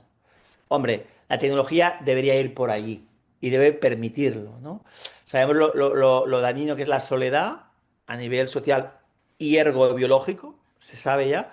Por lo tanto, la tecnología es un más, es una obligación que debe humanizar y es más, tecnología que no sea humana, pues no debería ser implementable. Eh, Humanización es como el grado superior, pero parte de ello yo llamaría la equidad, ¿no? Es decir, qué difícil va a ser, cuanto más personalizada la medicina, qué difícil es mantener la equidad del sistema. Lo que pasa es que en la prevención permite aguantar más la equidad. Es decir, eh, si aún no tienes la enfermedad, si yo tengo pocos recursos y te hago un riesgo cardiovascular con Framingham, con Regico o con lo que sea, o con un pequeño vídeo que ya existe, base evidence, de un biomarcador con pletismografía, esto seguramente es posible con mínimos recursos y no me hace falta el último biomarcador de protrombótico para tal, que cuesta mucho más, ¿no? Y puede tener el mismo efecto si se implementa y después se interviene en esa prevención. Porque la prevención, dentro de que la medicina, verdaderamente, los tratamientos reactivos de tratar, de curar cuando ya hay enfermedad, sí que cada vez se disparará más la inequidad y lo hará menos humano, porque humano es que sea equitativo bajo mi punto de vista. Si nos centramos en la prevención, dentro de la prevención, la equidad es más posible. Es más posible porque una prueba de 5 euros o una de 5.000, si al final el objetivo, de una manera más grosso modo, menos granular, más granular, es prevenir, yo creo que la única manera de aumentar la equidad y de mantener un sistema humano es implementar procesos de prevención masivos, ¿no?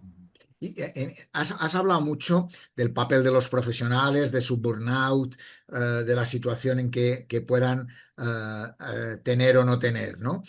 ¿Cómo cambiará el rol del médico y de las enfermeras en un hospital del futuro?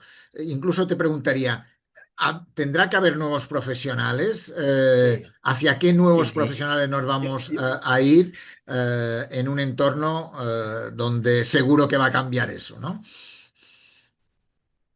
Sí, no. El único capítulo que somos un poco futurólogos, capítulo 15, es el capítulo donde mostramos, en este caso es mi hija, que sabes que este año acaba de nacer, Amanda, ¿no? La gente se ríe un poco, pero bueno, digo, pero mira, pues al final tampoco quiero levantar expectativas, pero hablo del 2055, donde ella, ¿no? Es sanitaria, ¿no?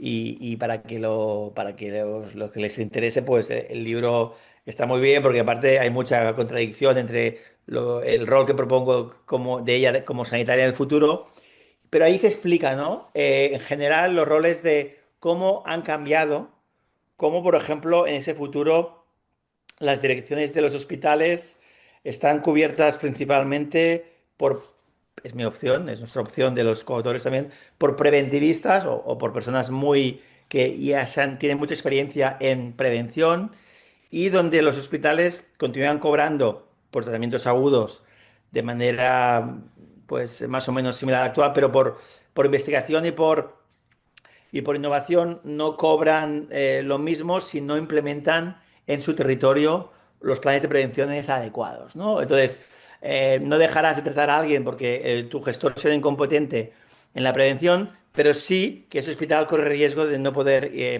hacer investigación e innovación si no hay esa implementación.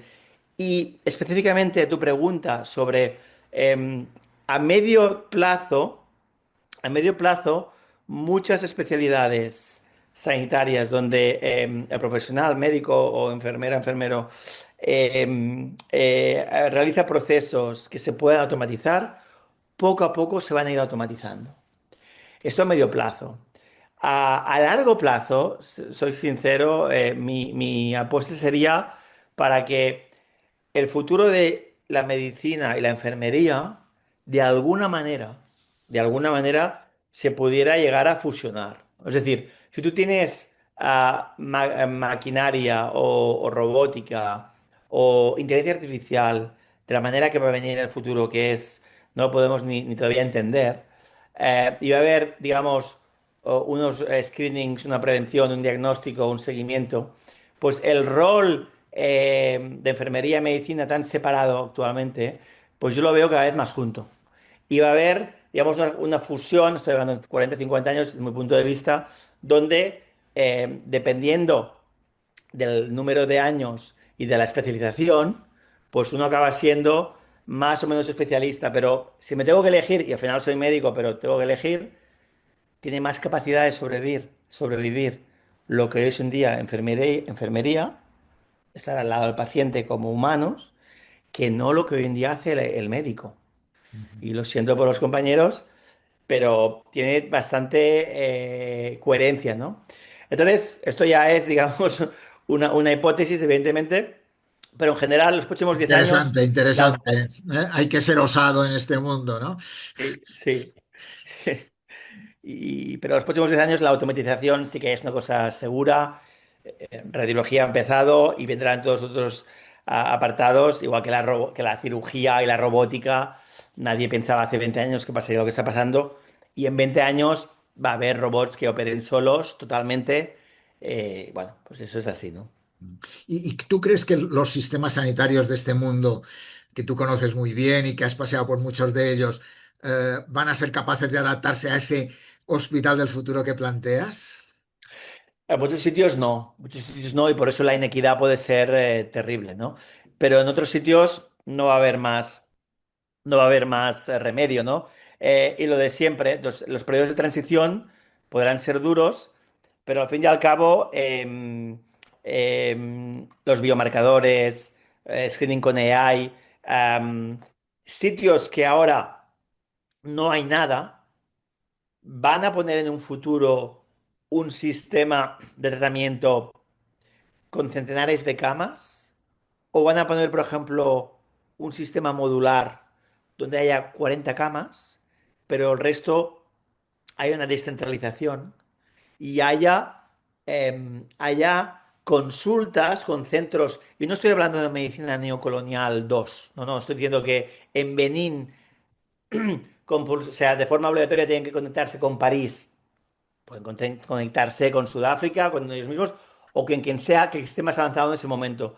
Pero poner armatostes de 1000 camas, porque es lo que da la población, cuando poniendo 40, porque la mayoría estarán en sus centros de casa, y monitorizados con biomarcadores, y a lo mejor hay que hacer algunas operaciones específicas, y poder tener centros de telecontrol, telemonitorización, y cuando robots mismos que pueden operar a distancias ya de miles de kilómetros con cirujanos actuales puedan ellos mismos ofrecer servicios. O sea, vamos en un sitio que no hay nada, como pasó con el móvil y el teléfono fijo, en un sitio que no hay nada, van a esperar, van a hacer todo el proceso.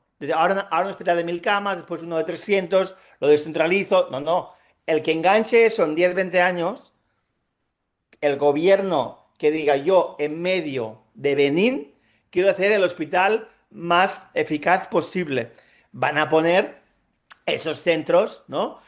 Donde, por ejemplo, y acabo, hoy en día se está haciendo en China el primer hospital con una LLM, una Large Language Model, donde el hospital fabrica su agente enfermero o médica y, y los pacientes están empezando a pasar por allí. O en Canadá, en la provincia de, muy complicado pronunciar siempre, Shakespeare, ¿no? En medio del país, donde han creado un córtex, ¿no?, de monitorización, utilizando también inteligencia artificial, para que los nativos del norte no tengan que viajar 1000 kilómetros para hacer ser tratados, ¿no? Claro, ejemplos ahora en Canadá y en China, pero en todo el planeta se va a utilizar centros con inteligencia artificial, con nuevas tecnologías de todo tipo, y en los sitios que no haya nada, que no haya herencia, lo que se llama legacy, que no hay legacy, tú no pones un teléfono fijo, tú pones el último celular que tienes, ¿no? Por lo tanto, será lo mismo y yo creo mucho en ello, ¿no? Ahora, habrá transiciones en sitios donde grandes armatostes, hospitales grandiosos, que en medio de grandes ciudades, que mientras no haya cambios grandes, pues eso va a quedar ahí, ¿no? Y esa transición, pues vamos a ir viendo cómo va todo, ¿no? Una última pregunta. Volvemos a hablar dentro de 20 años, tu hija ya tendrá 20, Amanda tendrá 20 años, ¿no? ¿Qué parte de tu libro te gustaría que se hubiera hecho realidad? Pues el capítulo 13 que habla de tecnologías disruptivas, tanto de la AI como otras, también de todas las terapias avanzadas, ¿no? Terapia celular, génica. Vamos hacia una medicina, en general me gustaría que fuéramos hacia una medicina proactiva, no tan reactiva, sea en lo que los planes de prevención se hayan implementado, sea porque los hospitales, centros de primaria aquí y en otros sitios, otras formas de sanidad se están trabajando conjuntamente, sea porque ha habido una educación más fuerte para el autocuidado de los pacientes, porque al final también hay responsabilidad de proactividad. Eso, en términos generales, es lo que me gustaría. Después, concretar si eso significa tales biomarcadores aquí, tal tecnología implementada o tal otra, pues un poco me es igual. Ahora, si hay que, y ahora tengo la suerte desde hace un año, ¿no?, de colaborar mucho, ¿no?, con el Hospital San Juan de Dios de Barcelona, en muchos casos, claro, ver todo lo que significa, ¿no?, la falta de tratamiento de enfermedades raras, ¿no? eh, Cómo las nuevas terapias avanzadas pueden ayudar en eso, ¿no? En terapias, y digo terapias raras por tema Sí, sí, pediátrico, pero también cuando trabajé con la OMS, o todavía estoy trabajando en un proyecto con la OMS, en un proyecto de neglected disease, de enfermedades, bueno, pues negligidas de la piel, ¿no?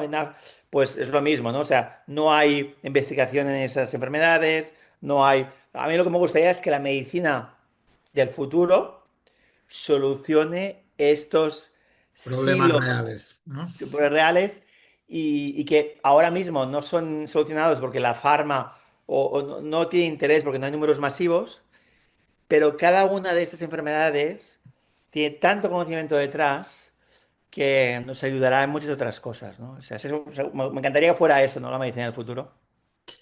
Pues te agradezco muchísimo esta previsión del futuro, ese trabajo, ese libro que has escrito, que leeré con mucho gusto. Y he mirado algunas cuestiones, pero que seguro que nos ayudará a avanzar hacia ese futuro cercano. Muchas gracias, Jordi. Un placer tenerte aquí en este programa.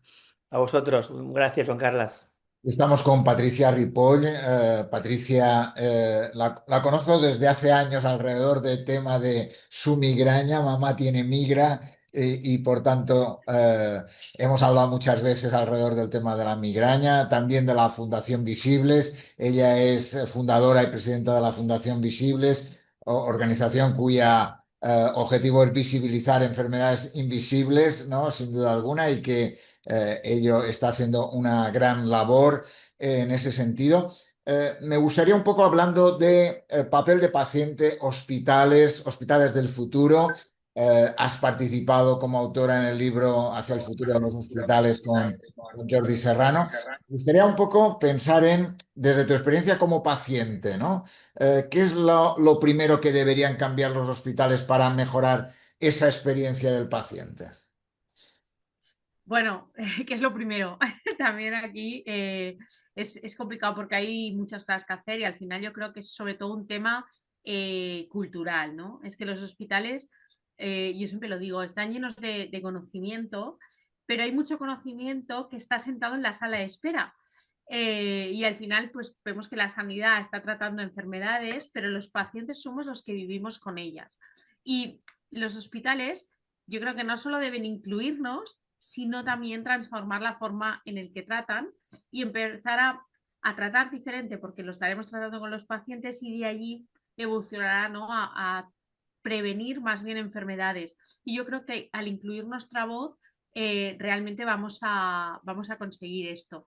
Pero respondiendo un poco a lo que tú decías, al final lo que tenemos que intentar es pasar del hospital más tradicional, ¿no? Que es el que tiene un sistema vertical, paternalista, en el que el paciente es receptor y pasivo, ¿no? A un paciente y a un hospital que colaboren, que creen espacios conjuntamente y que haya esta co-creación, o como también se llama, que no es lo mismo, pero que también se entiende, es la coproducción. Entonces yo creo que aquí realmente es poner al paciente donde tiene que estar, porque al final somos los únicos que recorremos todo el sistema sanitario y que lo conocemos bien desde una perspectiva. Entonces, oye, se trata de considerar nuestra voz. Entonces yo creo que realmente, ¿qué es lo que tenemos, lo que tiene que hacer un hospital si quiere empezar a cambiarlo? Para mí el punto número uno es aceptar que tiene que cambiar la forma en la que trabaja. Por lo tanto, es un cambio de mentalidad, y esta gestión del cambio es lo que suele ser difícil. Es verdad que hay veces que nos refugiamos en que es difícil incluir al paciente, que no encuentran al paciente ideal, que no encuentran... Esto para mí son excusas. Al final, lo que realmente, si tú te lo crees, si tú crees que mejora el sistema, mejora el hospital, cuando lo co-creas con pacientes, familiares, personas que pasan por el sistema y por el hospital, realmente cuando tú lo crees, empiezas a crear cosas que no serán perfectas, pero que empezarás a crearlas. Entonces tiene que haber este cambio de cultura, este cambio de mentalidad, y realmente es cuando allí yo creo que conseguiremos empezar a hacer pequeños cambios. Tú en el libro planteas una serie de aspectos o haces una serie de preguntas, de alguna forma como brújula que permite a los centros hospitalarios a pensar en los pacientes de forma diferente. Eh, un poco, la primera de ellas hablas de si los hospitales han creado estructuras reales de participación, si existen espacios estables, si están definidos los roles o los tiempos, los objetivos. Cuéntanos un poco por qué es tan importante que haya espacios de participación estables, estructuras que funcionen y que realmente estén definidos los roles de cada uno. Exacto, pues como decía antes, cuando ya hay ese cambio de cultura, imaginemos que ya lo ha habido, que ya hay esa voluntad de querer realmente hacerlo, muchas veces hablas con hospitales o hablas con personas, y ahora mismo estoy en un congreso donde hay hospitales de todo el mundo, y entonces te dicen, sí, hemos hecho un focus group, sí, hemos hecho a una reunión con pacientes, hemos pasado una encuesta. Esto, lo siento, pero no es un espacio real de participación, no es co-creación, no es coproducción. Realmente, para preguntarte si lo estás haciendo bien, es si tienes este espacio estable, donde se hagan cosas no pensando solo en un único proyecto o en una cosa muy puntual, que a veces es la forma de empezar, pero sí hay una estructura creada, unas comisiones, o llámalo como quieras, o reuniones habituales en torno a temas concretos o en torno a todo el hospital, donde los pacientes participen y de forma igual en la toma de decisiones. No que sea, oye, vamos a preguntarle a este paciente cómo se ha sentido, qué quiere, y que me deje aquí su opinión, y luego yo ya veré lo que hago. No, se trata de una estructura donde el paciente esté sentado en la misma mesa, con la misma información que el resto, en el mismo nivel. O sea, incluso cuando hablo de esto, hablo del tema de es que ya no es la retribución, pero al final el tiempo que tú estás dedicando a ello, pues tiene que estar igual con todos, porque al final cada uno está allí por su trabajo, el paciente está para mejorar el sistema y normalmente lo hace de una forma voluntaria, entonces tiene que estar todo de manera muy equitativo, y tiene que estar muy bien definido el objetivo de la reunión, el rol que tiene cada uno, y sobre todo, como es algo estable, que va a haber una retroalimentación, o sea, va a haber un feedback, va a haber un informe que se va a generar, se va a ver qué se va a implementar. Y aquí sobre todo me gustaría destacar que en estas estructuras reales el paciente es una voz más. que a veces nos vamos hacia el otro extremo, ¿no? A pensar que es la única voz y que tenemos que recoger todo lo que dice el paciente y sí o sí hacerlo. No, es una voz más y lo que hay que hacer es, como en toda negociación, por llamarlo de una manera, y es ver, oye, pues esto se puede hacer porque hay presupuesto, esto no hay presupuesto, esto no depende de nosotros, pero de una manera transparente, explicando y creándolo entre todos. Una segunda de las líneas va ligado a la formación para esa participación, el acompañamiento, cómo ayudar a que los pacientes se metan en esa historia, ¿no? Porque muchas veces digo, hay que participar, lo decías tú antes, hago un grupo focal, un focus group y ya creo que con eso ya he hecho todo y más, pero no pienso en que pueden aportar cosas, ¿no? Y para eso tú hablas de la importancia de formar y acompañar. Cuéntanos en qué sentido, a qué te refieres y por qué es tan necesario esa importancia de la formación.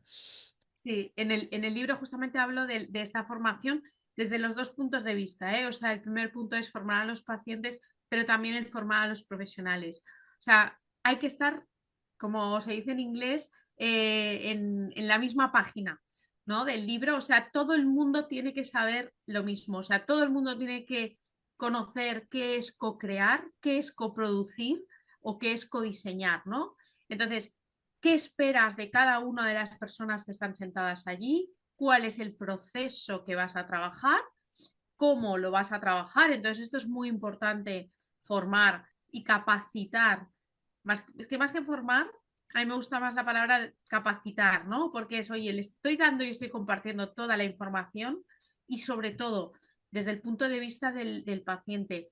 El paciente tiene que saber las estructuras del sistema, cómo funciona, o sea, porque no es lo mismo, y más en España lo sabemos que con 17 comunidades, cada comunidad funciona de una manera distinta, pero tiene que saber las diferentes capas del sistema, qué depende del hospital y qué no, qué se puede incidir a nivel hospital o qué se tiene que incidir a nivel sistema, hasta dónde llegan las responsabilidades de cada uno. O sea, estar empapado de cómo funciona el sistema para poder realmente aportar cosas que sirvan, porque si no, al final si yo estoy en un hospital y me estoy quejando, pues no sé, de que no, esto no tiene cobertura, el hospital dirá, es que yo estoy a lo mejor totalmente de acuerdo y alineado contigo, pero es que no podemos hacer nada, ¿no? Esto depende del Sistema Nacional de Salud, es que además pasa desde de la autonomía en la que estamos. Entonces, esto el paciente necesita saberlo. Y el profesional tiene que saber también y también tiene que estar capacitado con estas herramientas, ¿no? De co-creación, de escuchar, de lo que es el diálogo, que no es simplemente recoger lo que decía antes, las opiniones de los pacientes, sino es el saber que ambas voces son válidas, ambas voces tienen una historia y se tienen que encontrar. Y cuando se encuentran en un punto, es a partir de allí que empiezan a mejorar. Y nadie tiene razón o tiene más o menos razón, sino que es a partir de ese momento donde tenemos que empezar a crear algo nuevo. Y a partir de eso, un problema es, escucho, participo, pero luego hago pocas cosas de las que han salido, ¿no? Que es uno de los problemas también, ¿no? La participación también tiene que generar acciones que permitan que lo que se ha dicho se ponga en marcha y se intervenga en ello, ¿no? Totalmente. O sea, para mí lo perfecto, ¿no? Es lo enemigo de lo bueno. Es verdad que yo ahora estaba pues hablando, ¿no? De hay que participar así, hay que hacerlo con estructuras fijas. Sí, esto es el objetivo. Pero siempre defenderé que mejor hacer un focus group y luego implementar, ¿sabes? Que no hacerlo, por no tener toda la estructura creada. Por lo tanto, quedémonos con el mensaje que aunque no es lo ideal tener a un solo paciente y hacer solo un focus group o hacer solo una entrevista, para mí ya es el primer paso.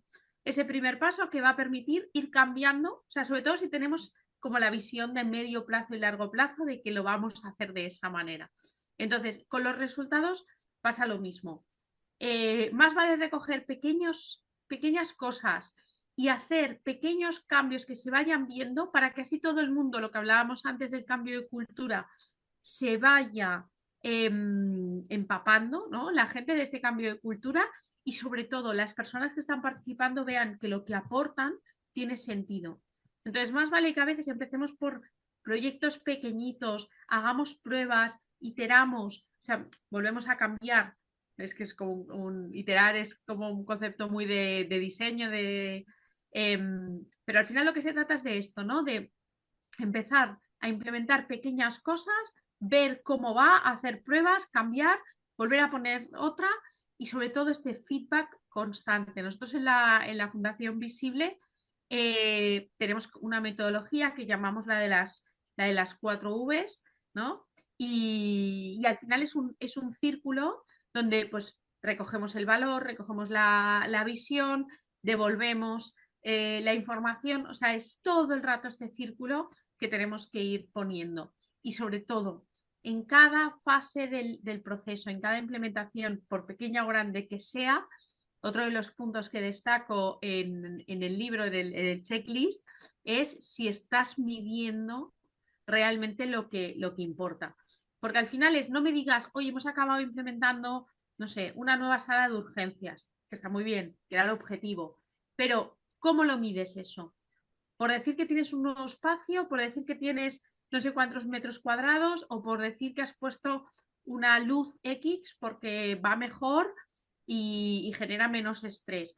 Vale, eso es perfecto, pero no me digas el resultado de esta luz, por ejemplo, genera menos estrés, sino has evaluado la experiencia vivida y no solo el resultado clínico. O sea, ¿cómo has preguntado a los pacientes nuevos que han ido cómo lo han vivido y lo has podido comparar con el antes?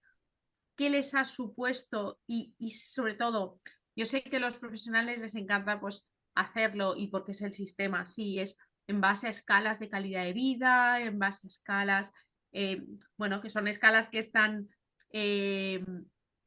pues aceptadas, pero también abre a la voz, a recoger la voz y a ver de, oye, ¿cómo te has sentido? ¿Qué te ha generado esto?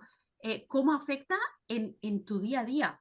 ¿No? Porque al final hay actos que pueden parecer pequeños, pero eso a lo mejor genera, es que ahora no estoy pensando en un caso concreto, o sea, estaba pensando en lo de urgencias y aquí no me aplica, pero por ejemplo, si estamos hablando de un espacio de urgencias donde yo he cambiado las luces, pues a lo mejor mi patología, yo por ejemplo llego con migraña y si el espacio de luz es respetuoso, que es bajito, que no me molesta, que no es el típico fluorescente, pues yo a lo mejor mientras estoy esperando, porque hay casos que son más de emergencia que el mío, no estoy empeorando. Y eso ayuda a que yo no llegue tan mal. Pero es que me voy a otros casos que puede ser de pequeños cambios que yo implemento en el sistema, pues que a lo mejor hago que en vez de estar esperándome en esa sala de espera que es ruidosa, que a lo mejor hay niños llorando o que a lo mejor hay gente chillando, pues que yo me puedo mover, me puedo ir a un sitio más tranquilo y me van a avisar por el móvil o con cualquier tecnología y eso me va a permitir estar más tranquilo. Ese impacto que me está produciendo en mi día a día, esto es lo que hay que medir, porque al final te va a dar un resultado. Entonces, más allá de los tiempos, de la escala que te digan, recoge esas voces, porque ahí te vas a sacar pistas de futuras mejoras que tienes que implementar. Y en ese contexto en un mundo tan tecnologizado como tenemos ahora, ¿qué te preocupa de la tecnología con respecto a la relación con los pacientes, a la humanización de esos centros sanitarios, a tener un hospital más cercano y más amable? ¿Se puede conseguir con una tecnología tener un hospital al mismo tiempo más humano y más amable? Yo creo que sí, si no perdemos el norte. Es decir, para mí la tecnología es un medio. Tiene que ser un medio que nos permita justamente este objetivo de tener un hospital más amable, más conectado con los pacientes, donde haya más interacción. O sea, muchas veces nos pierde, ¿no?, el wow de la tecnología, nos pierde pues el hablar de estas innovaciones y al final eso no es lo que, no es lo que importa. O sea, lo que realmente importa es cómo está el paciente, cómo mejora, cómo mejora el profesional en su día a día. Y esto es lo que al final tiene que hacer esta tecnología, ¿no? El aportar esta humanización, como dices tú, ¿no? Este hospital pues más humano. Porque cuando solo nos centramos en la tecnología, realmente nos falta muchísimo, porque muchas de las tecnologías que se implementan en el hospital no tienen en cuenta cómo afecta esto a los profesionales, a los pacientes. O sea, yo de hecho me he encontrado situaciones que me han llegado cuando he preguntado, ¿no? ¿Y esto cómo afecta a los pacientes o los habéis incluidos? Y me han llegado a decir, no, es que esto no le afecta al paciente, este es un proceso del hospital y no le afecta. Hombre, sí que le afecta, porque al final tú lo que estás haciendo en el hospital, tu objetivo es tratar pacientes. Entonces, cualquier sistema que tú mejores va en base a mejorar esa atención que tú vas a dar. Entonces, en este caso me hablaban de un tema de laboratorio, bueno, el tiempo que tardaban en procesar las muestras, cómo lo hacían, el resultado que les daba. Y la respuesta de esta persona fue, es que esto no impacta en el paciente, solo impacta en el profesional. Digo, te estás equivocando, porque si yo en vez de tardar 3 horas en darte el resultado, gracias a este nuevo sistema, te lo doy en 1 hora, el paciente, es verdad que el hospital gana en eficiencia, en todo, pero es que el paciente tenerlo 3 horas esperando con la incertidumbre, con el miedo, con el tratamiento inadecuado, etcétera, también le está afectando. Por lo tanto, siempre hay que poner las dos perspectivas, las del profesional, las del hospital y la del paciente. Y al final, para mí la innovación comienza allí, en cuando ponemos al paciente y pensar qué es lo que va a cambiar, ¿no? En todas las personas que estamos trabajando. Un poco para terminar, si ahora tuvieras que ayudar a diseñar un hospital, ese hospital del futuro, ¿qué es lo que crees que es fundamental, que nadie se debe olvidar? Tienes el poder de hacerlo, tienes la posibilidad de hacerlo. ¿Cuáles serían esos elementos clave que para ti no deberían olvidarse en ese hospital del futuro? Buah, esto es mucha presión, ¿eh? O sea, yo creo que lo que no deberían olvidarse, y aunque suene repetitivo, es incluir todas las voces. Como siempre decimos en la Fundación Visible, nuestro logo es un asterisco, porque justamente en los asteriscos, en esa letra pequeña, es donde está lo importante, y a veces es en todo lo que no vemos, ¿vale? Es en lo que justamente hacemos más incidencia y donde tenemos que mejorar las cosas. Entonces, yo lo que imagino es un hospital donde la tecnología sea invisible, pero que esté, y que la relación humana sea lo central, ¿no? Entonces, que el paciente no entre como un número, como una historia clínica, sino como esa persona que forma parte del sistema, que le vamos a escuchar, y que al final el paciente sea como una parte más de los algoritmos, esto que tanto hablamos ahora, ¿no? Que su experiencia vivida forme parte y que se incorpore para que funcione mejor. Y para eso tenemos que dejar de pensar en el paciente como algo simbólico y algo hacia lo que estamos trabajando, sino algo con lo que vamos a trabajar y va a ser algo estratégico. Entonces yo creo que veo que tiene que ir por ahí el creernos de verdad que si trabajamos conjuntamente vamos a mejorar, que no podemos seguir trabajando cada uno por su lado. O sea, ya se ha visto que cada vez más hay gestores de hospitales que son profesionales sanitarios, otros no, pero que lo que hacen es trabajan conjuntamente. Trabajan médicos, enfermeras, fisioterapeutas, psicólogos. Cada vez la medicina se está considerando más holística, pero no podemos olvidarnos de los familiares, de los pacientes, de la ciudadanía en general, para mejorar esos hospitales y hacerlos accesibles a todos, y un espacio donde todos tengamos resultados que nos importen a nosotros.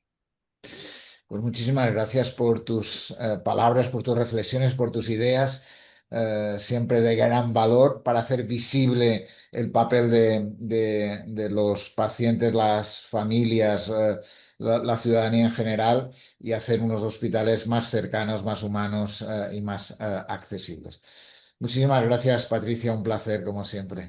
Muchas gracias a ti por darnos tiempo, a la Fundación Visible y sobre todo a los pacientes y a la ciudadanía en general. Gracias.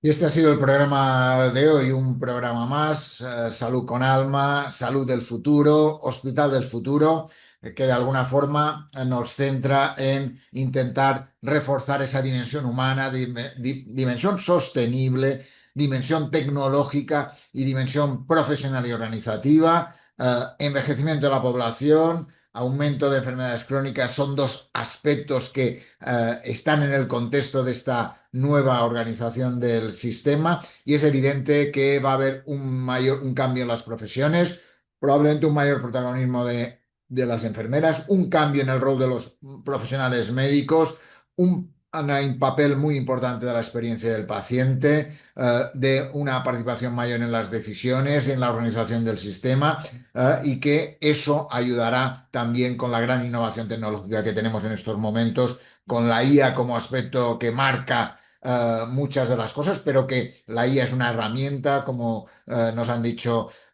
todos los que hemos entrevistado. La clave es pensar en qué queremos hacer, cómo lo queremos hacer y cómo queremos que cada uno participe en ese proceso, en ese cuidado cercano para ofrecer una sanidad más eficiente, más accesible y más adaptada a las necesidades reales de las personas.